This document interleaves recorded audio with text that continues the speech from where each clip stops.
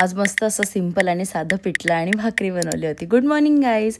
तर माझं log of झाल्यानंतर मी पहिला चहा ठेवला बिकॉज माझं डोकं इतकं ठण ठण दुखत होतं ना, काय सांगू. आज ते मीटिंग इतके होते ना, 45 मिनिट्सची एक मीटिंग होती ना, त्याने डोकं माझं हल्लं होतं कारण की आज मूड पण नव्हतं माझं काम करायचं आणि त्यात मला थोडंसं बॅक पेन सुरू झालं अचानक. कारण की असं वाटतंय मला मी खूप तास बसून बसून मला ते झालेलं आहे आणि ते पण मी चेअरवर बसत नाही ऑफिस करताना, म्हणून जास्त दुखतं आहे.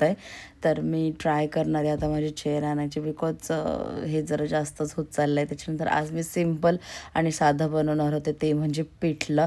बिकॉज आज माझा काही मूड पण नव्हता आणि दुखत होतं, त्यामुळे मला काही म्हणजे कंटाळा आला होता. प्रत्येक तरी बोलत होता का मी हेल्प करतो. मी बोले राहू दे, मी 10 मिनटात हे सगळं फटाफट बनवते बिकॉज भाकरी बनवायला काही 5 मिनटं पण लागत नाही. त्याच्यानंतर मी सगळं घेतलं होतं, बेसन, हळद, मिरची पावडर आणि मीठ. ऑलरेडीच मी सगळं मिक्स करून घेतलं होतं. काही जण डायरेक्ट पण टाकतात, पण मी ऑलरेडीच केलं होतं बिकॉज मग त्याच्या गुठळ्या नाही होत, एकदम स्मूथ असं टेक्स्चर येतं बेसनलासुद्धा. नाही तर ते गुठळ्याला आल्या ना तर ते खायला चांगलं नाही लागत आहे, जसं बोलतात ना कडक कडक असं काहीतरी वेगळंच लागतं. त्याच्यानंतर मी तेलामध्ये टाकलं होतं जिरं, कढीपत्ता, ठेचलेलं लसूण आणि मिरची, हे सगळं मिक्स टाकलं होतं. काही जण ठेचा पण टाकतात त्या सगळ्याचं बनवून. तर तुम्हाला ठेचा आवडत असेल तर तुम्ही ठेचा टाकू शकता. मी असंच केलं आहे. प्रत्येकजण वेगवेगळ्या पद्धतीने बनवतात. पिठल्याचे पण खूप सारे प्रकार आहेत.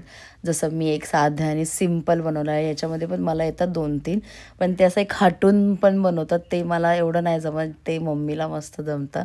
मी जर कधी घरी गेली ना तर ते मी नक्की दाखवेल. ते तर खूप भारी लागतं आणि ते एकदम पातळ वगैरे असतं. आणि मग त्याच्यानंतर हे सगळं मिक्स केल्यानंतर आपण जे बेसन मिक्स केलं होतं ते डिरेक्ट त्याच्यात टाकलं बिकॉज मग त्याच्या गुठळ्या होत नाही. आणि तुम्हाला जेवढं पातळ वगैरे पाहिजे असेल तर तुम्ही तेवढं पाणी टाकू शकता. चमच्यापेक्षा याने फिरवलं ना तर स्मूथ लेअर असं टेक्स्चर येतं.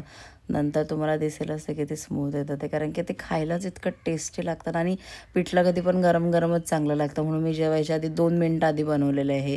नाहीतर थंड झालं ना त्याला काय खायला चव नाही लागत, काहीच नाही. आणि काहीच बनवलं नाही आहे आज मी, खरं शपथ सांगते.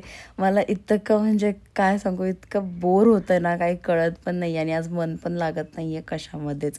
त्याच्यानंतर मग आम्ही जेवायला घेतलं मस्तपैकी. That's it for video. Okay bye guys, उद्या भेटू. आणि तुम्हाला कुठल्या रेसिपी बघायला आवडेल मला नक्की कमेंटमध्ये